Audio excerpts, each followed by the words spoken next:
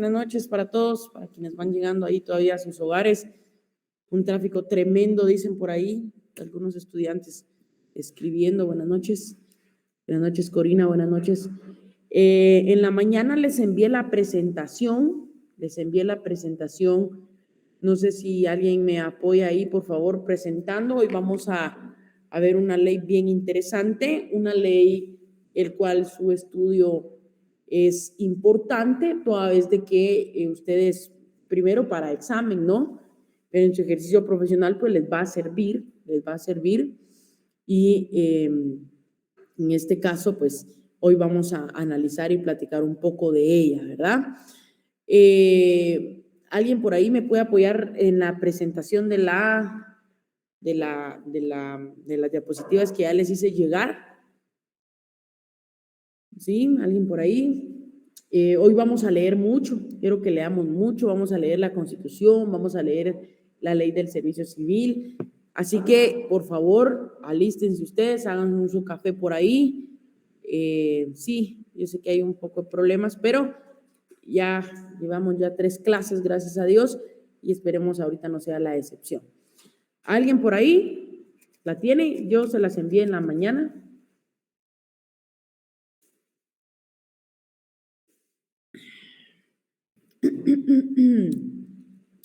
Bueno, mientras que alguien presenta por ahí, por favor, vamos a leer el artículo 108 constitucional, ¿sí? El artículo 108 constitucional. ¿Qué regula el 108 constitucional? En este caso, regula que la administración pública y sus servidores se van a regir por la ley. Gracias, Oscar, muy amable. Se van a regir por la ley del servicio civil. Así que voy a ir llamándolos, hoy voy a tomar asistencia mientras que voy acá llamándolos y espero que vayan participando, ¿sí? Eso va a ser la asistencia de hoy, su lectura del artículo que les vaya mencionando por ahí. Abner Osvaldo, ¿me ayuda, por favor? 108 de la Constitución. Sí, gracias. Artículo 108. Regímenes de los trabajadores del Estado. Las relaciones del Estado y sus entidades descentralizadas o autónomas con sus trabajadores se rigen por la Ley de Servicio Civil, con excepciones de aquellas que se rijan por leyes o disposiciones propias de dichas entidades. Los trabajadores del Estado o de sus entidades descentralizadas, autónomas, que por la ley o por costumbre reciban prestaciones que superen a las establecidas a la ley del servicio civil, conservarán ese trato. Ok, ahí entonces encontramos el fundamento constitucional de la ley del servicio, ¿qué, señores? Civil. Ok, empecemos entonces con la primera presentación, por favor, ahí vamos bajando ahí la presentación. Ya lo leímos, el artículo 108 constitucional, ¿sí? El artículo 108 constitucional, el cual va a ser el asidero legal de la ley del servicio civil. En la siguiente presentación vamos a ver que cuando hablamos de las leyes civiles del Estado, vamos a encontrar, en este caso, permítanme ustedes.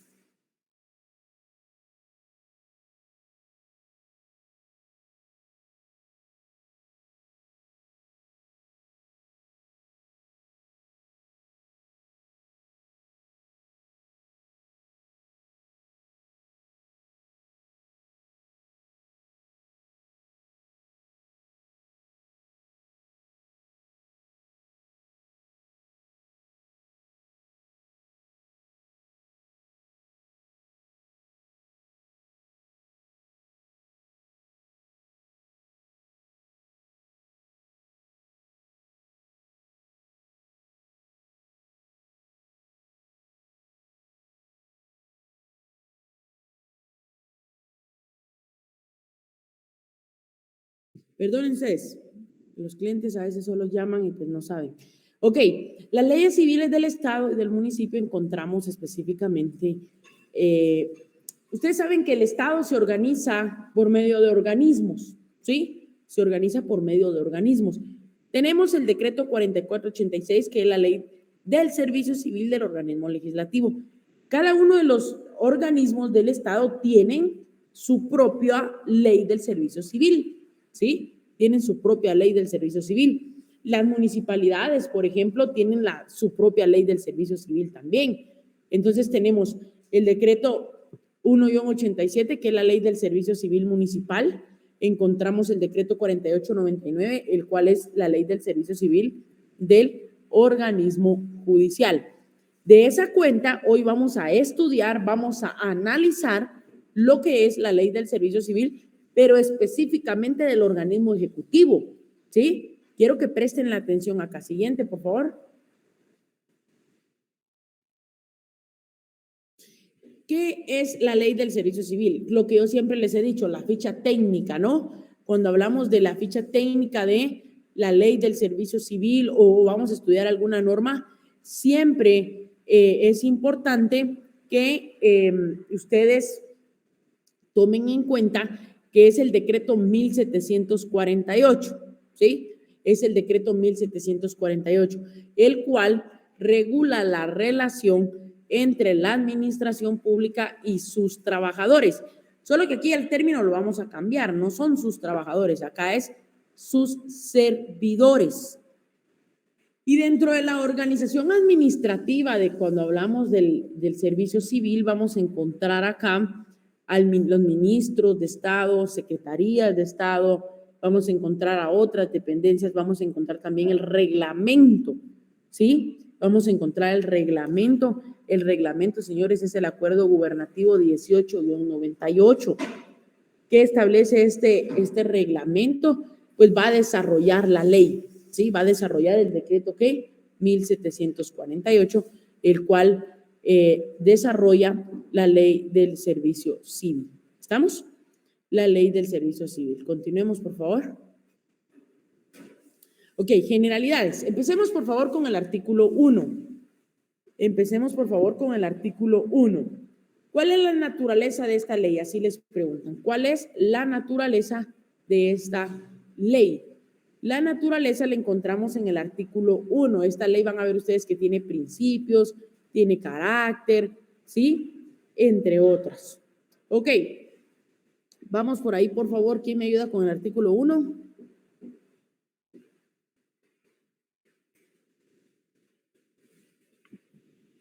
Artículo 1. Carácter de la ley. Esta ley es de orden público y los derechos que consigna son garantías mínimas y irrenunciables para los servidores públicos, susceptibles de ser mejoradas las necesidades y posibilidades del Estado. De consiguiente, son nulos ipso iure todos los actos y disposiciones que impliquen renuncia, disminución o tergiversación de los derechos que la Constitución establece, que los que esta ley señala y todos los adquiridos con anterioridad. Ok, aquí encontramos entonces el carácter. Esta ley es de orden, ¿qué, señores?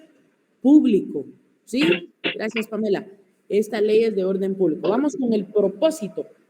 Todos en la vida tenemos, ¿qué, señores? Propósitos, ¿sí?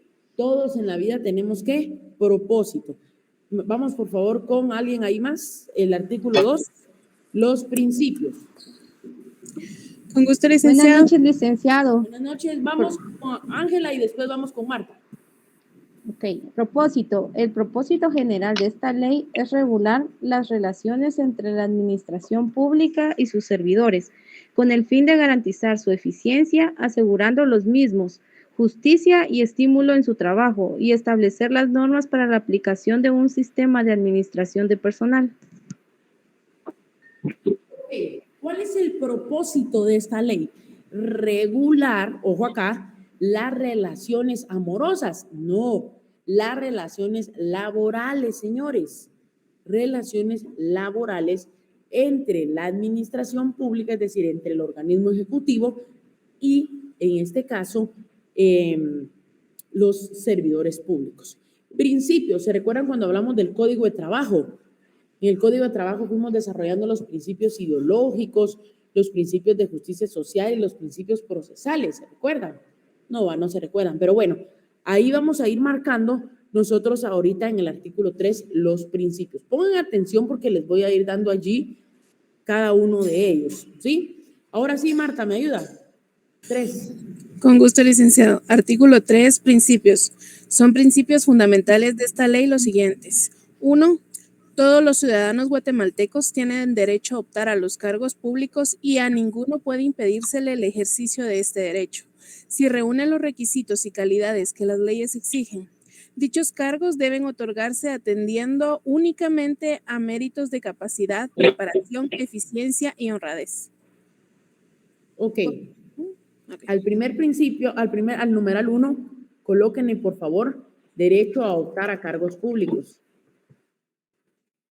Derecho a optar a cargos, ¿qué? Públicos. ¿Sí?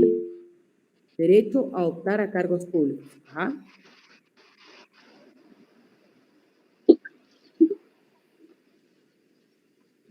Vamos con el numeral 2. El numeral 2, colóquenle principio de no discriminación. Principio de no discriminación. Adelante, por favor, Marta. De acuerdo. Número 2. Para el otorgamiento de los cargos públicos no debe hacerse ninguna discriminación por motivo de raza, sexo, estado civil, religión, nacimiento, posición social o económica u opiniones políticas. El defecto físico, dolencia de tipo psiconeurótico no es óbice para ocupar un cargo público, siempre que estos estados no interfieran con la capacidad de trabajo al cual sea destinado el solicitante a juicio de la Junta Nacional de Servicio Civil. Ok, vamos con el numeral tercero. El numeral tercero, en este caso vamos a colocarle eficiencia en la administración pública. Eficiencia en la administración pública, ¿sí? Principio de eficiencia en la administración pública. Por favor. Número 3. El Sistema Nacional de Servicio Civil debe fomentar la eficiencia de la administración pública y dar garantía a sus Voy a decir servidores. a la abuela que me preste su sombrilla. ¿Tiene encendido su Kimberly, micrófono? tienes encendido el micrófono. Ahí está. Perdón. Dele. Debe fomentar la eficiencia de la administración pública y dar garantía a sus servidores para el ejercicio y defensa de sus derechos. Ok. 4. En el 4 coloquen, por favor, capacidad y honradez. Capacidad y honradez. Capacidad y honradez.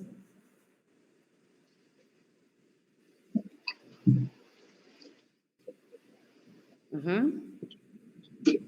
Número 4.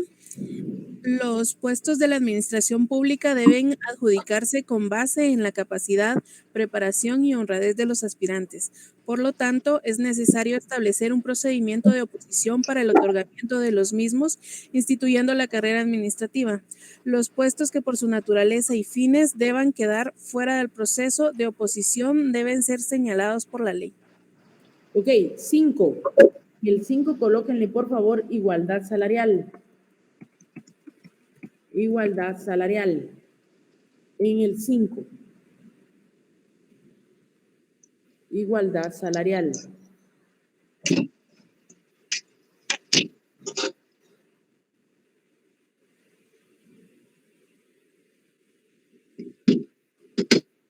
¿Sí? Número 5. A igual trabajo prestado en igualdad de condiciones, eficiencia y antigüedad, corresponderá igual salario.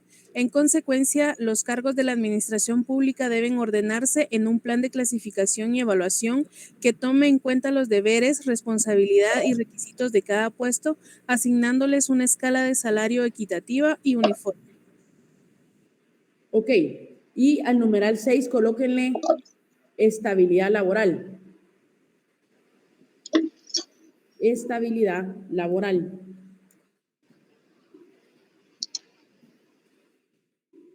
El 6, estabilidad laboral.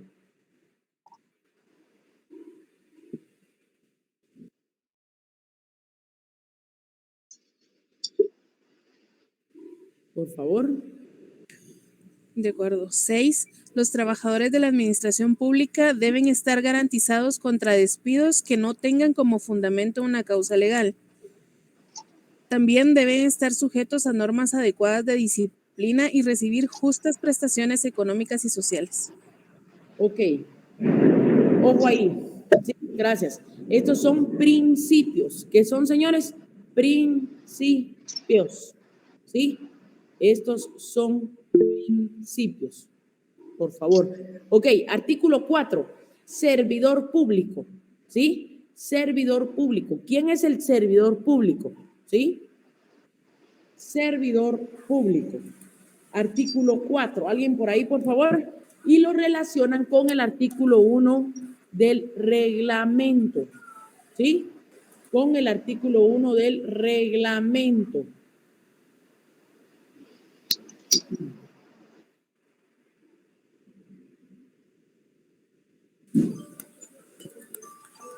Artículo 4. Servidor público.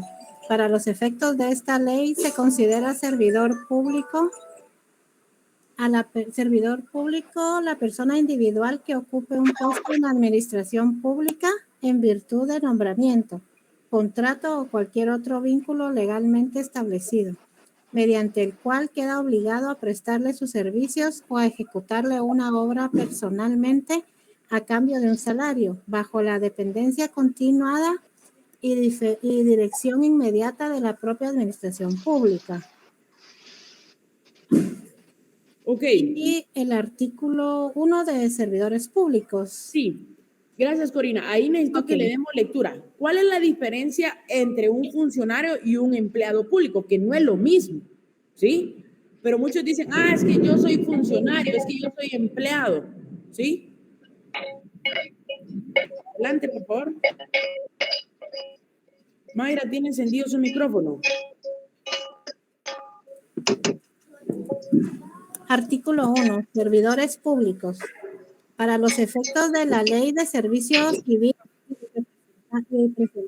presente reglamento se consideran como servidores públicos o trabajadores del Estado los siguientes.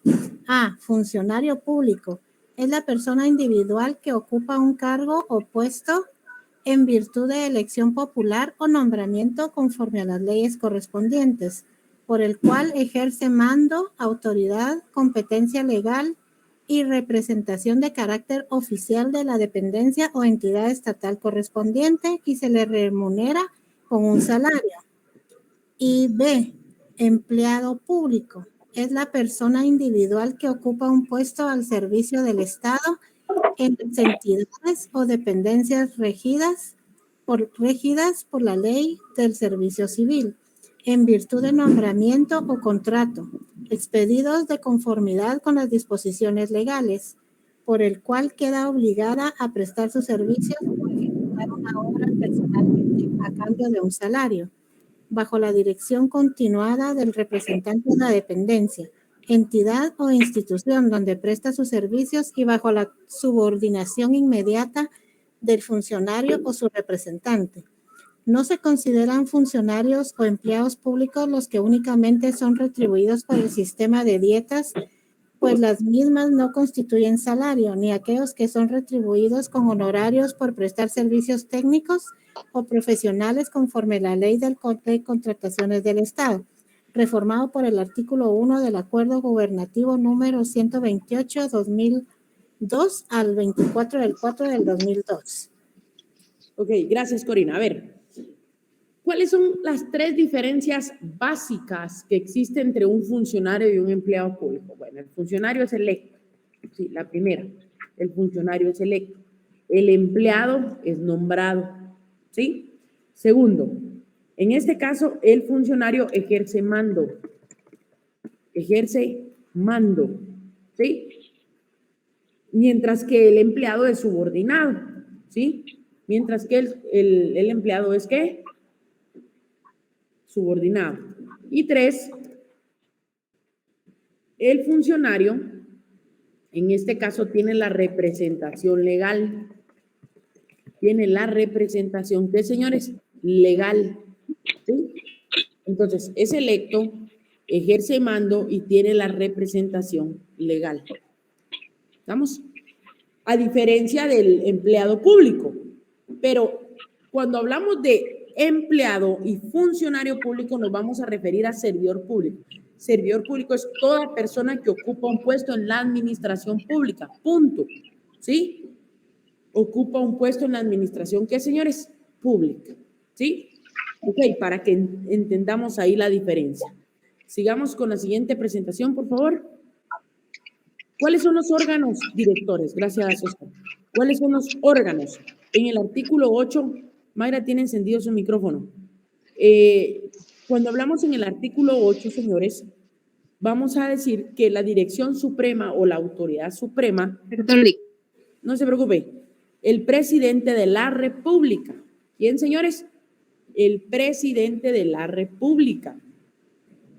Ojo, el presidente de la República es la máxima autoridad del servicio civil que establece ¿qué? Esta ley. Entonces, si el IC les preguntase a ustedes en el examen quién es la máxima autoridad, usted debe de indicar que es, en este caso, el presidente. Artículo 9. ¿Quiénes son los órganos superiores? Bueno, cuando hablamos de los órganos superiores vamos a encontrar dos. Vamos a encontrar la Junta Nacional y vamos a encontrar la Oficina Nacional, ¿sí? La Junta Nacional del Servicio Civil y la Oficina Nacional del Servicio Civil. ¿Estamos? Márquenlo ahí, por favor. Siguiente. Antes vamos a ir marcando algunos artículos. Por favor, en el artículo 11 encontramos la integración. Artículo 11, integración, ahí se los estoy mandando en el chat. Artículo 14 encontramos las calidades. En el artículo 15, los impedimentos. Los impedimentos. Y me interesa leer el 19, numeral 6. Marquen estos, por favor, y me dicen cuando ya.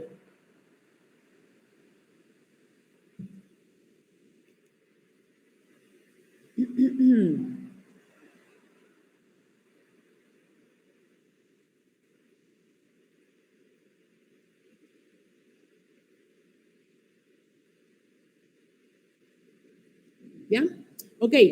19, numeral 6, pues. 19, numeral 6. Señores, vamos a ver aquí que el recurso, ojo, que el recurso administrativo que establece esta ley es el recurso de apelación. ¿Cuál es el recurso? Apelación. Pamela, ¿me ayuda? 19, numeral 6, por favor.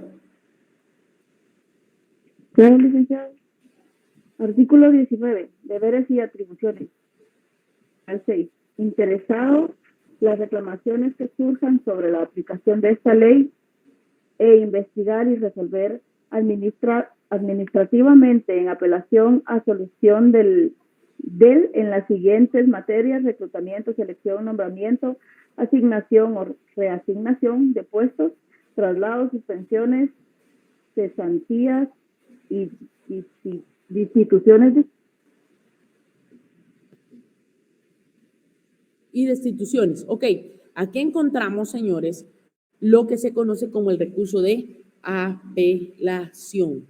¿Qué encontramos? El recurso de apelación, ¿sí? Márquenlo, por favor. Recurso de apelación. Vamos ahora con el artículo 21. En el artículo 21 encontramos la Oficina Nacional del Servicio Civil. ¿Qué es la Oficina Nacional del Servicio Civil? Claro está que ya dijimos que es un órgano, ¿sí? Ya vimos que es un ¿qué? Órgano, ¿sí? Bueno, analicemos a este órgano entonces.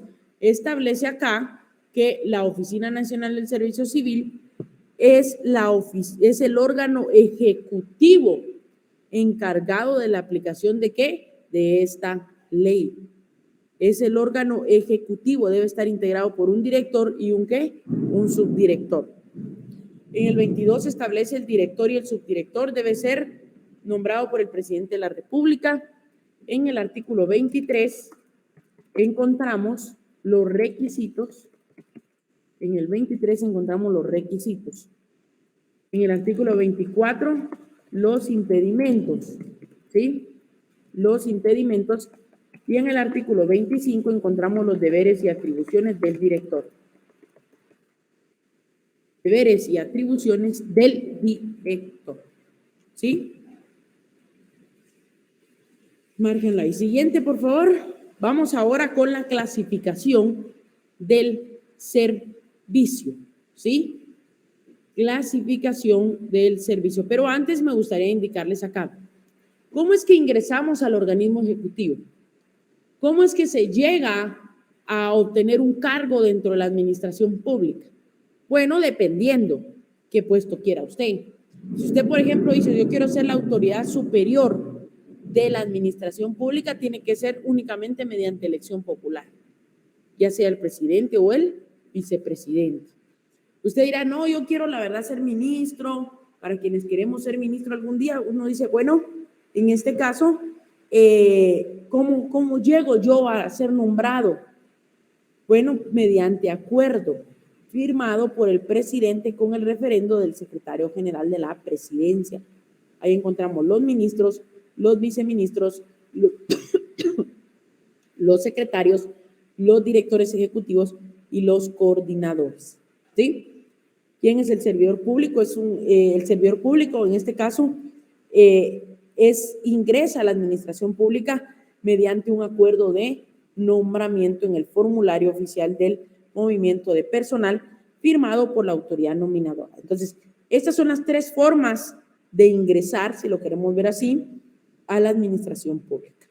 Vamos ahora con la clasificación del servicio público, ¿sí? 3 clases de servicio vamos a encontrar. 3. Número 1, encontramos el exento. Algo que quiero aclararles acá, que cuando estudiemos la ley del servicio civil, vamos a estudiar que existen 3 momentos en el servicio civil, ¿sí? ¿Cuántos? 3. Vamos a encontrar primero el nombramiento, que es un procedimiento que debe llevarse a cabo durante la relación laboral, y el despido o renuncia, según sea el caso. Entonces, cuando hablamos del servicio exento, que es una clase de servicio público, el artículo 31, ¿alguien me ayuda con el 31, por favor?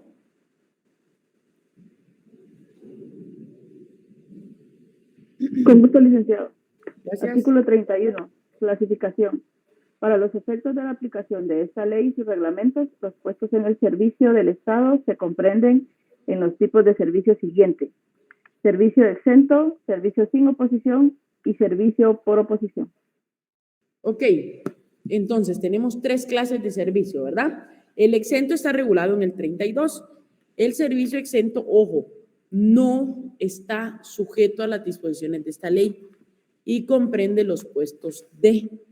Y ahí enlista una serie de puestos, una serie de cargos en donde no le va a aplicar esta ley, ni al momento del nombramiento, ni durante la relación laboral, ni al momento de la terminación de la misma, ¿sí? Por eso es exento. ¿Qué significa exento? Que no le es aplicable ninguna disposición de la ley, ¿sí?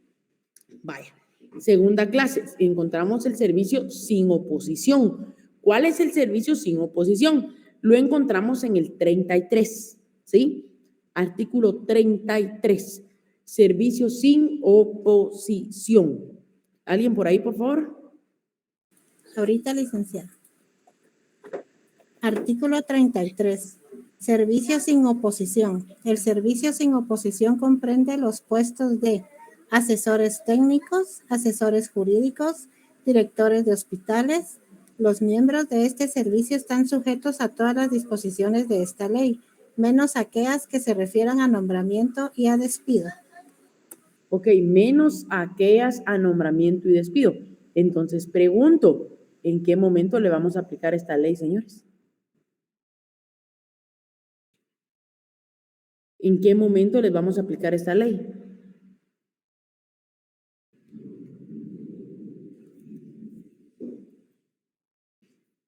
Ya se los expliqué ahorita, recién les decía yo cuáles son los momentos para aplicar esta ley.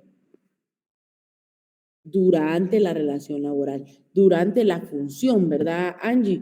Durante la función. ¿Estamos? Durante la relación laboral. Es decir, ¿el procedimiento de ingreso se les va a aplicar? No. ¿El procedimiento de destitución se les va a aplicar? No, únicamente durante la relación laboral. ¿Sí? Márquenlo, por favor. Ok. Y por último, el 34, el servicio por oposición. ¿Cuál es el servicio por oposición? ¿Cuál es esta clase de servicio? El servicio por oposición. ¿Sí? Por ahí, por favor, Corina, 34. Sí, licenciada. Artículo 34. Servicio por oposición. El servicio por oposición incluye a los puestos no comprendidos en los servicios exentos y sin oposición y que aparezcan específicamente en el sistema de clasificación de puestos del servicio por oposición que establece esta ley. Ok. El servicio por oposición le vamos a aplicar la ley en todo momento. ¿Sí? En todo momento. Es decir, durante el nombramiento, durante la relación laboral y al finalizar la misma. ¿Sí? ¿En todo qué, señores? Momento. ¿Estamos? ¿En todo qué? Momento. Márquenlo, por favor. Ok, sigamos, por favor. Me gustaría que leyéramos el 54, el periodo de prueba. ¿Sí? El 54, periodo de prueba. El 54, periodo de prueba. ¿Me ayuda? Ahorita, licenciada. No, Ok. ayúdenme. Ok. Término del periodo de prueba. Toda persona nombrada en un puesto dentro del servicio por oposición mediante inscripción de su nombre en un registro debe someterse a un periodo de prueba práctica en el desempeño del puesto que se trata. El periodo de prueba se inicia a partir de la fecha de toma de posesión y dura 6 meses como máximo para los nuevos servidores y 3 meses para los casos de ascenso. Queda a salvo el derecho del servidor de ser restituido a su cargo anterior si fuere separado del nuevo puesto durante la prueba por razones que no constituyen falta.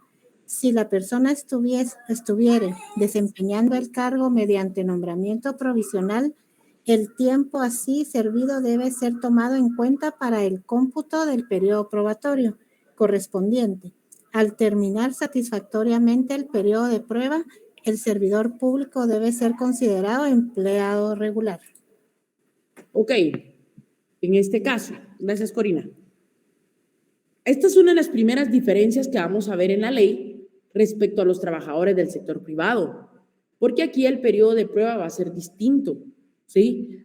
El periodo de prueba en el sector privado es de 2 meses. Aquí establece, por ejemplo, en este caso, 6 meses primer ingreso y 3 meses en el caso de ascenso. Pero ¿cómo se le denomina? Y el maestro pues ahí me antecedía, ¿cómo se le denomina a la persona que no prueba el periodo de prueba? ¿Sí? Que no aprueba el periodo de prueba. Inepto. Ayúdenme 55, por favor, Corina. Ok, licenciada. Artículo 55. Facultad de la autoridad nominadora y del director de la Oficina Nacional de Servicio Civil. En cualquier tiempo dentro del periodo probatorio y conforme al reglamento respectivo, la autoridad nominadora puede separar a un empleado si en opinión de dicha autoridad y con base en los informes del jefe inmediato del empleado se considera que éste es inepto y no cumple sus deberes satisfactoriamente o que sus hábitos y conducta general no justifican su continuación en el servicio y debe informar al director de la Oficina Nacional de Servicio Civil dentro de los 3 días siguientes los motivos que tenga para hacerlo. No más de 3 empleados pueden ser separados sucesivamente del mismo puesto durante el periodo de trabajo probatorio sin la previa autorización del director. El director de la Oficina Nacional de Servicio Civil podrá ordenar la remoción de cualquier servidor durante el periodo probatorio, siempre que se establezca que su nombramiento fue resultado de error o fraude, en cuyo caso el interesado deberá ser oído previamente, para lo cual se le concederá audiencia de 3 días a partir del requerimiento. Ok, márquenlo ahí. Gracias, Corina. Entonces, señores, se le considera que este es ¿qué? Inepto. ¿Sí? Sigamos con la presentación, por favor, y vamos a llegar hasta los derechos de los servidores públicos. Pero antes ahí, en el tema de los renglones presupuestarios.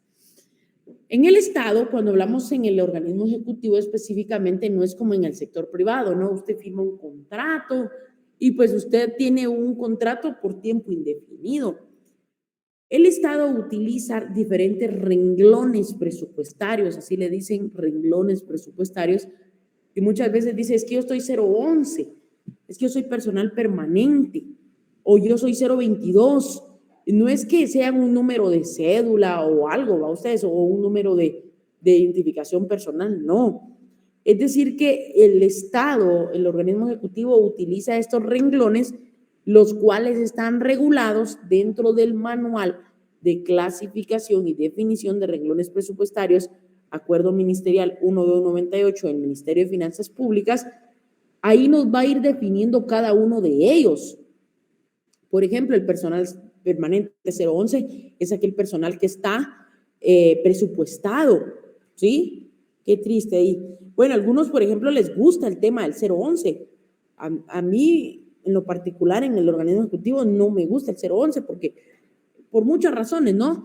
Pero hay personas que, por ejemplo, siempre buscan un 011, buscar un sueldo fijo, depender de la disponibilidad presupuestaria, y muchos por eso lo prefieren, porque sufren un procedimiento para ingresar y no es tan fácil destituirlos, toda vez de que deben de primero existir una causa justificada, deben de iniciar ese procedimiento, el cual, pues a la presente fecha no es tan fácil destituir a alguien, ¿verdad?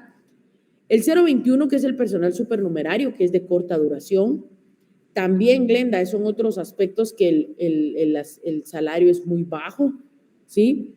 El salario es muy bajo, pero tiene sus ventajas también, es un personal permanente y tiene sus prestaciones. El 022, que es personal por contrato, en este caso es por lo regular por un año, se redactan esta clase de contratos. El 029, que es para cubrir específicamente algunos puestos en particular. El 029, que son los servicios técnicos y profesionales, para quienes ejercemos la abogacía y la asesoría en este caso, muchas veces pues, nos son contratados por medio del 029. También el subgrupo 18 o el renglón 189, por mencionar otros, ¿no? El 031, que también son jornales, en algunas entidades se utiliza mucho el tema del 031, ¿sí? Ahora sí, vamos con los derechos de los servidores públicos. 61 de la ley, por favor. Y lo pueden relacionar con el 73 del reglamento, ¿sí? El 73 del reglamento. ¿Me ayuda, por favor? Vamos a ver. Jessica Elizabeth Matías.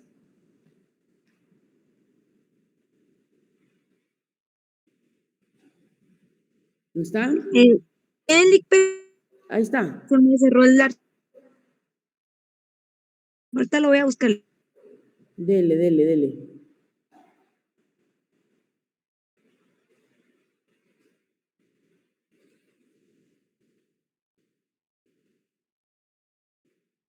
¿Alguien más, señores, que lo tengan por ahí a la mano?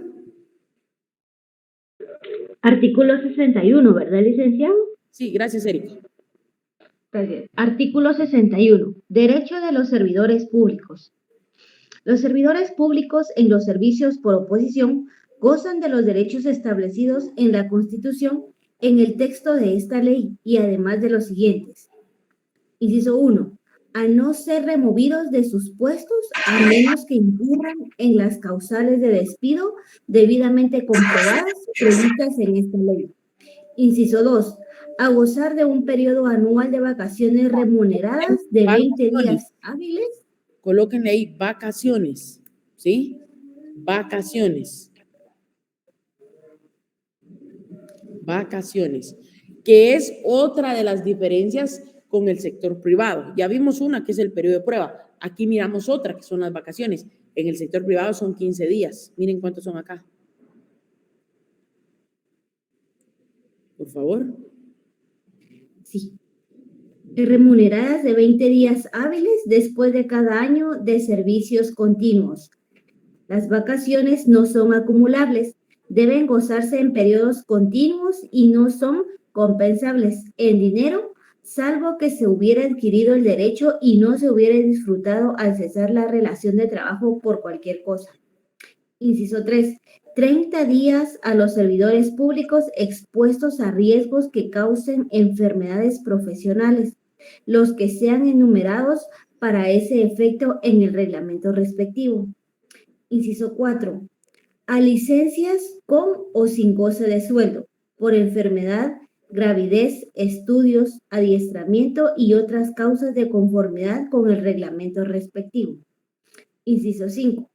A enterarse de las calificaciones periódicas de sus servicios. Inciso 6. A recibir en la primer quincena del mes de diciembre de cada Aguinaldo, coloquen este numeral 6. Ajá. de cada año un aguinaldo en efectivo que se liquidará de conformidad con la ley y reglamentos respectivos. Inciso 7. A recibir indemnización por supresión del puesto o despido injustificado directo o indirecto, equivalente a un mes de salario por cada año de servicios continuos, y si los servicios no alcanzaren a un año o la parte proporcional al tiempo trabajado, su importe se debe calcular conforme al promedio de los sueldos devengados durante los últimos 6 meses, a partir de la fecha de supresión del puesto. Este derecho en ningún caso excederá de 5 sueldos. El pago de la indemnización se hará en mensualidades sucesivas a partir de la supresión del puesto y hasta completar la cantidad que corresponda. Es entendido que si en razón del derecho preferente contemplado en el artículo 46 de esta ley, el servidor despedido reingresará al servicio público con un salario igual o superior al que devengaba, el pago de la indemnización será suspendido a partir de la fecha que toma posesión del nuevo cargo. Si el salario fuere inferior, se continuará el pago de la indemnización por el término necesario para cubrir la diferencia en el número de meses al cual se tiene derecho de indemnización. Quedan excluidos de este derecho los servidores públicos que puedan acogerse a la pensión o jubilación, pero disfrutarán de la expresada indemnización hasta que se emita el acuerdo de pensión o jubilación correspondiente. Las entidades encargadas de estos trámites quedan en la obligación de resolverlos en un término máximo de 4 meses. Ok, gracias ahí. Vámonos al 12. En el 12 encontramos el periodo pre y postnatal. Ok. Inciso 12. Postnatal. Derecho o descanso forzoso de 30 días antes del parto y de 40 días después con goce de salario. Ok, aquí encontramos algunos derechos de los servidores. Siguiente, por favor. Vamos ahora con el tema de, podemos ver obligaciones, podemos ver prohibiciones. Vamos a subir en la presentación, por favor. Ok, régimen disciplinario, artículo 74 de la ley. Claro está, señores, que cuando hablamos de, pero antes me gustaría que marcáramos el 67. El 67, ¿me ayuda Corina en el 67, por favor? Sí, licenciada. Gracias.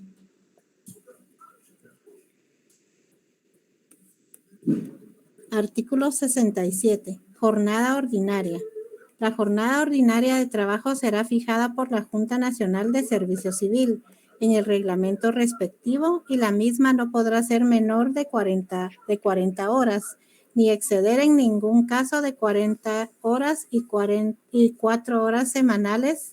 En el reglamento se fijará lo relativo a la jornada diaria, nocturna y mixta, y los sistemas de distribución del tiempo de trabajo que las circunstancias ameriten. Ok, vamos ahora con el régimen disciplinario. Gracias, Corina.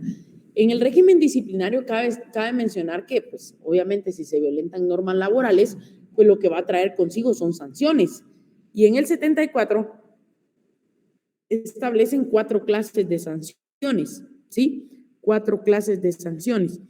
Encontramos la amonestación verbal, que es para las faltas leves, la amonestación escrita, que son por 2 o más amonestaciones verbales en un mismo mes calendario, la suspensión en el trabajo sin goce de sueldo hasta por un máximo de 30 días y también la suspensión del trabajo, en este caso sin goce de sueldo en los casos de detención y prisión provisional hasta llegar al despido, ¿sí? Ahí encontramos nosotros el régimen disciplinario, las sanciones que se le pueden imponer a un servidor público, ¿sí? Vamos ahora, por favor, con las siguientes presentación. La prohibición, el 66. Así como tenemos derechos, también tenemos atribuciones, tenemos obligaciones, también tenemos prohibiciones. No falta aquel usuario que llega y le dice, mire, fíjese que mi proceso está atrasado, quisiera que me apoyara, ayúdeme. Bueno, sí, pero ayúdate que yo te ayudaré, ¿verdad? Eso ya es corrupción. Y eso es una prohibición para los funcionarios, servidores públicos. Se tiene prohibido solicitar o recibir dádivas, regalos, compensa de sus subalternos, superiores o particulares, con el objeto de ejecutar o retornar un acto relacionado con su función. Algo bien importante, ninguna persona puede ostentar 2 cargos públicos. Hay incompatibilidad, ¿sí? Hay prohibición. En este caso, hay una incompatibilidad de horario.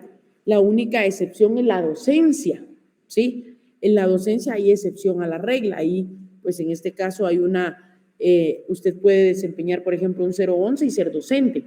Una vez no exista incompatibilidad con el horario. 3, ejercer actividades o hacer propaganda de índole política en el lugar, durante y en el lugar de trabajo, más ahora que está de moda, pues, el tema de las elecciones y todos, pues, andan haciendo propaganda de índole política, ¿sí? Sí, Víctor, pero en este caso, si tenía 2 direcciones y la Contraloría le llegase a verificar, primero va a tener que devolver el dinero, un salario lo va a tener que regresar, y segundo, le van a interponer una denuncia en el Ministerio Público, ¿sí? Porque pues en este caso defraudó, hay una defraudación respecto a percibir una remuneración, hasta lo podríamos encuadrar en un enriquecimiento ilícito, ¿no? Entonces, no hagas cosas buenas que pues al final, en este caso no serían ni tan buenas, ¿no? Pero es una prohibición, ¿sí? Siguiente, por favor. Yo ya fui al yo conocí, tal sí, en calidad de testigo, me imagino. Las obligaciones, el artículo 64 de la ley, ahí vamos a encontrar jurar, acatar y defender la Constitución, cumplir y velar porque se cumpla la ley del servicio civil y sus reglamentos, acatar las órdenes e instrucciones que le impartan sus superiores, observar dignidad y respeto en el desempeño de sus puestos, algo que muy raras veces hacemos, asistir con puntualidad, ¿sí? Es increíble que en Guatemala hasta pues ya se tiene instituida o constituida el tema de la hora chapina, ¿no? Uno debe ser puntual, y más uno en el ejercicio de la profesión, más aún en el tema de el litigio laboral. Si uno no es puntual, pues ya no lo dejan entrar y la asesoría no la pudo brindar. Actuar con lealtad en sus funciones, ¿sí? Actuar con lealtad en sus funciones. Continuemos, por favor. Procedimiento de despido. Así como hay un procedimiento para ingresar, también hay un procedimiento para, en este caso, destituir a un servidor público. O sea, no es nomás, va usted, si usted está en un servicio por oposición, no es nomás de decir, bueno, me cae mal, me hizo cara, lo voy a destituir.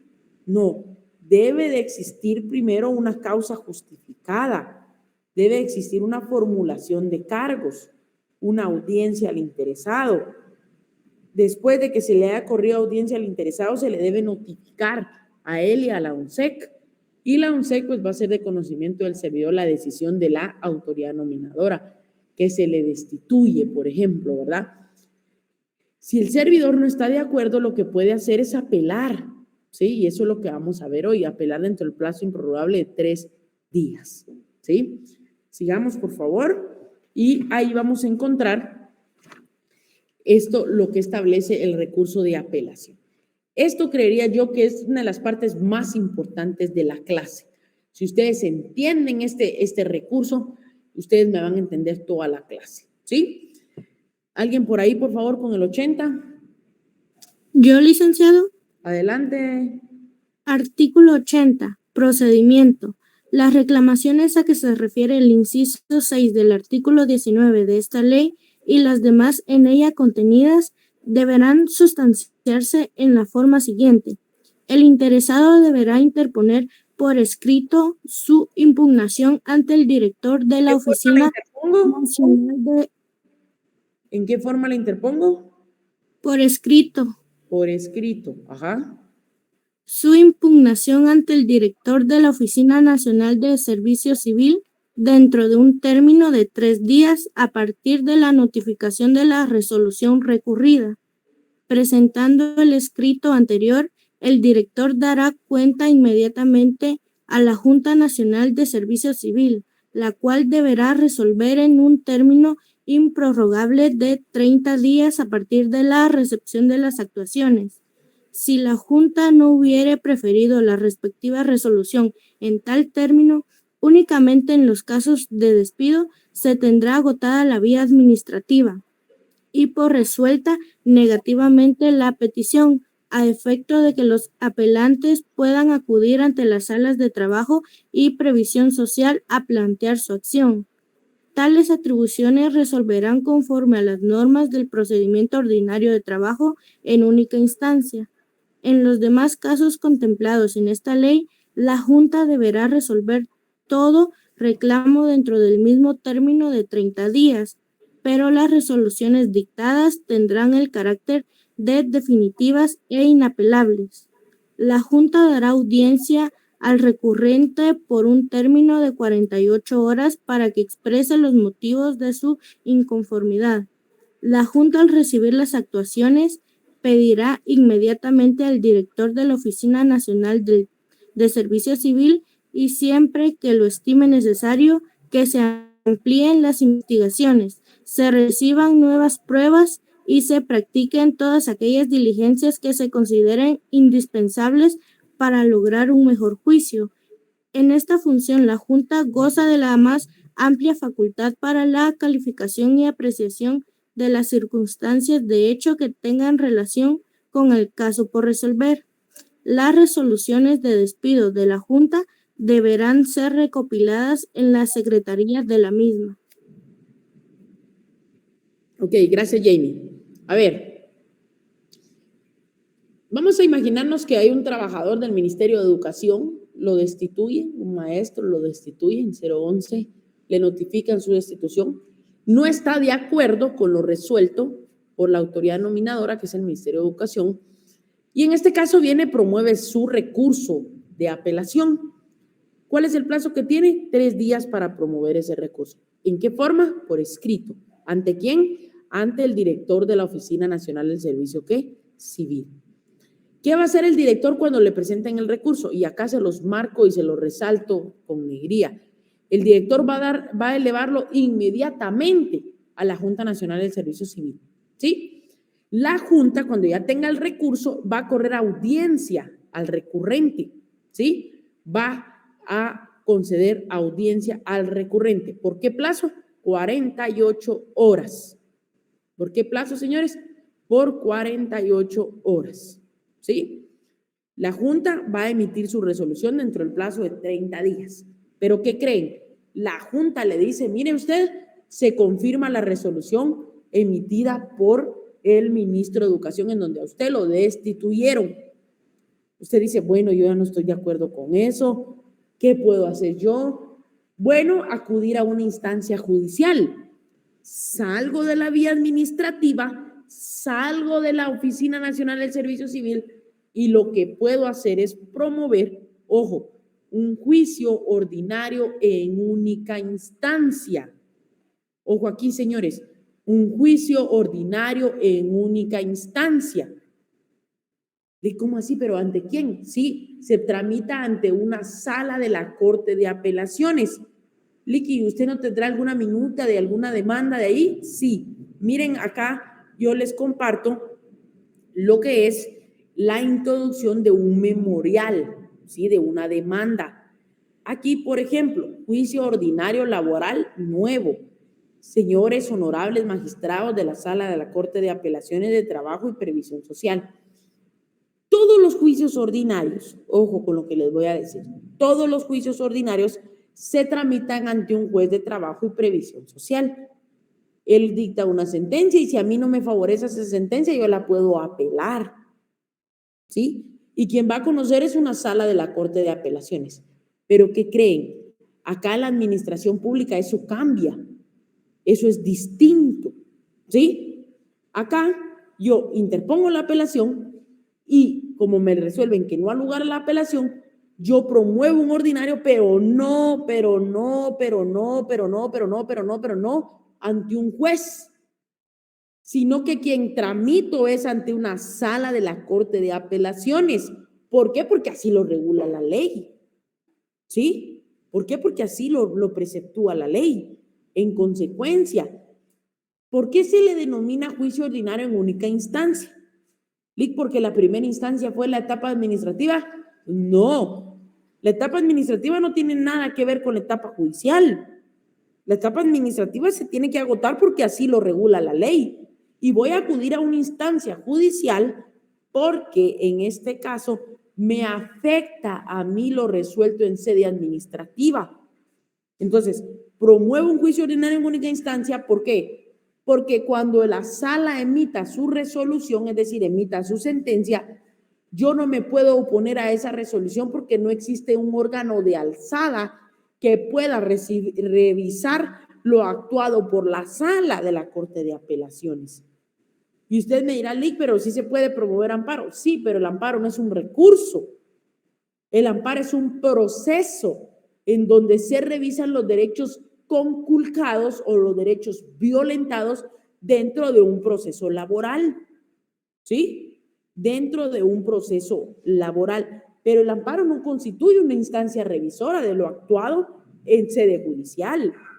Entonces, ¿por qué se le denomina única instancia? Primero, porque así lo establece la ley. Segundo, porque no existe un órgano superior que pueda revisar lo actuado por la sala. En cambio, en el procedimiento normal, si lo queremos ver así, sí se puede, porque emite su sentencia el juez de primera instancia y usted se va ante una sala a apelar. Pero aquí, como no conoce un juez de primera instancia, sino que conoce una sala de la Corte de Apelaciones, en consecuencia, es de única instancia. ¿Estamos? Entonces, aquí yo les explico el trámite. En la siguiente presentación, el juicio ordinario, ustedes lo van a ver, ojo, ustedes lo van a ver cuando desarrollen el otro año Derecho Procesal Individual, pero es un juicio ordinario que se lleva ante una sala, ¿sí? Yo presento la demanda de conformidad con el artículo 332, el juez de la sala de la Corte de Apelaciones, si no se cumple con los previos, pues en este caso va a dictar una primera resolución. Si no hay previos, dicta una primera resolución dentro del plazo de 24 horas, va a notificar dentro del término de 6 días, contado a partir del día siguiente dictada la resolución. Nos van a citar a un juicio ordinario laboral, a una audiencia oral. Tenemos la obligación de comparecer y en ese podemos ampliar la demanda, promover excepciones dilatorias, contestar la demanda, conciliación o recepción de las pruebas. Y por último se dicta la sentencia. En contra de la sentencia, señores, no procede recurso alguno, únicamente aclaración y ampliación. Pero eso no resuelve el fondo del asunto, ¿sí? La aclaración, por ejemplo, promueve, en la siguiente presentación van a ver ustedes, que se promueve cuando los términos son oscuros, ambiguos, o usted dice, ay, ese magistrado, ¿qué pudo haber querido decir acá? No le entiendo, explíqueme, acláreme, pero eso no resuelve el fondo del asunto. O la ampliación en su caso. La ampliación dice uno, mire, aquí se dejó algo de resolver. Yo le sometí a su conocimiento de que había una resolución emitida por la autoridad nominadora, en este caso Ministerio de Educación, pero ¿qué creen? El magistrado no se pronunció sobre eso. Entonces, usted le promueve una ampliación a la sala, mire, amplíe su resolución. Y si ellos lo consideran oportuno, pues proceden. Caso contrario, no procede. Apelación, les pregunto yo acá, no procede. ¿Sí? Les aclaro ahí, no procede. Toda vez que la apelación existe un órgano de alzada. Y aquí, como les repito hasta la saciedad, y les hago mucho énfasis, no existe un órgano de alzada que pueda revisar, conocer, tramitar y resolver lo conocido por la sala. En consecuencia, no procede. Muchas gracias. Gracias, licenciado. ¿Verdad que sí? Muy interesante, casi me quedo sin voz ustedes. Muy interesante esta ley. Créanme que, miren, por lo menos se necesitarían unas 3 clases. Créanme, por lo menos se necesitarían unas 3 clases, porque hay casos concretos. Yo llevé una demanda en donde destituyeron, ahí sí como dirían, no hagas cosas buenas que parezcan malas. Lo destituyeron por temas de estar arreglando una escuelita en el municipio de Chinautla. A él lo destituyeron porque todos los papás juntaban el dinero y como no querían que no estuviera en nombre de nadie, lo pusieron a nombre de la escuela. Entonces aperturaron una cuenta en Banrural. El punto es que unos papás no estuvieron de acuerdo, lo denunciaron a él en una de las direcciones del Ministerio de Educación, le iniciaron proceso, lo destituyeron. Y su servidor pues ya tomó el proceso después del recurso de apelación. Me tocó que promover un juicio ordinario en única instancia. La sala declaró sin lugar el proceso y pues lastimosamente tuvieron que, en este caso, destituirlo, ¿sí? Cabe mencionar que es un proceso que muchas veces hay que señalar las inconsistencias, pero acá habían suficientes argumentos, ¿verdad? Y él decía, pues yo no hice nada. Sí, pero de conformidad con la normativa interna está una de las prohibiciones de los servidores es solicitar dádivas y al final pues se interpretó como eso, se interpretó como un incumplimiento de deberes y pues al final lo destituyeron al pobre docente, el cual en sede administrativa también le dijeron que no, pero esto da lugar a esta clase de procedimientos. Y que cuando uno no sabe o no conoce la norma, se va y promueve un juicio ordinario común y ahí es donde uno truena sapo, porque el abogado anteriormente que él tenía le dijo, mira, aquí ya no hay nada que hacer, le dijo. Aquí ya no hay nada que hacer, no hay más que hacer. Y cuando ya me contactó a mí, hacían falta unos días para que le venciera el plazo para promover su demanda y pues vino improcedente el tema del proceso también por tema de prescripción, pero él quería eso, ¿no? Él quería eso y al final, pues, sucede, ¿no? Sucede. Así que, de mi parte, señores, ha sido un verdadero gusto estar con ustedes. Gracias por su atención. Gracias por estar hoy acá presentes. Hoy en nuestra penúltima clase. De mi parte ha sido un gusto, un honor. Espero saludarlos el día viernes personalmente. Bueno, no personalmente, sino que poderlos saludar por acá, que puedan encender su cámara, porque muchas veces pues uno los encuentra en la calle o los encuentra en los juzgados. Licky, usted me dio clases y yo, pero ¿cómo? Le digo yo, pero ¿cómo? Pues yo no lo conozco, si nunca lo vi. Entonces, ahí vamos a estar. Sí, el viernes yo creo que el maestro vamos a estar ahí repasando. Así que maestro, no sé si está por acá. Sí, muchas gracias, licenciada. Gracias por la cátedra, les indicaba que es una conferencia, realmente el tema es como el licenciado Alan, y pues qué bendición haber tenido bien recibirlo el día de hoy. Queremos invitarlos para el día viernes, tal como él lo indicaba, pues queremos hacer la despedida del semestre por esta vía, pues hubiéramos deseado hacerlo de manera presencial, pero creo que va a ser un poquito difícil. Ustedes comienzan los exámenes el día jueves. Sí, licenciado. Sí, licenciado. Es que alguien escribió por ahí que era viernes, no, el jueves. Sí, ahí estamos. Entonces, el viernes, pues sí, nosotros tenemos la obligación de impartir la cátedra y pues vamos a cumplir, como siempre lo hemos hecho, con el reglamento de la universidad, especialmente de nuestra casa de estudios, con la satisfacción de terminar un semestre, de tratar de aprovechar el tiempo al máximo con ustedes. Y pues, por supuesto, ustedes han sido parte de todo esto. Quiero decirles que sí, he recibido felicitaciones de parte de la coordinadora. Precisamente estuvo una clase de la tarde con nosotros y pues ella me dice, mira, son de los pocos catedráticos que siempre mantuvimos más de 100 conectados siempre, en todas las 4 clases que Dios me permite impartir la docencia. Entonces, por favor, el día viernes, pues, si usted lo desea, nosotros que desearíamos que nos saludáramos, que pudiéramos tener la cámara encendida, pues para conocernos, como se les habla, pues para que si nos encontramos, por lo menos nos saludemos, ¿va? Porque sí nos ha pasado, y pues también a nosotros, ¿va? Uno dice, la conozco, ¿va? Se parece, vamos a ver quién está ahorita aquí en pantalla, se parece a Corina Velázquez, pero no, sin lentes no doy, dice uno. Se parece a Silvia, ¿va? Pero entonces, ¿será que no? ¿Será que eso no es Silvia? Entonces, y comenzamos, pero no, pero imagínense ya conociéndonos, va a ser todo lo contrario. Cuando nos encontremos en un centro comercial y por ahí esté cerca un café, pues qué bendición va a ser poderlo compartir, ¿eh? Y de veras, en lo personal, yo les digo, mi sueño más grande es de que ustedes se puedan graduar. Vamos a hacer el motivo a la despedida el día viernes para que lo recordemos. Nosotros pues hasta aquí los acompañamos. El licenciado Alan pues vieron la capacidad que tiene, y pues Dios le permite tener una escuela de preparación de privado y va a ser importante de que ese contacto.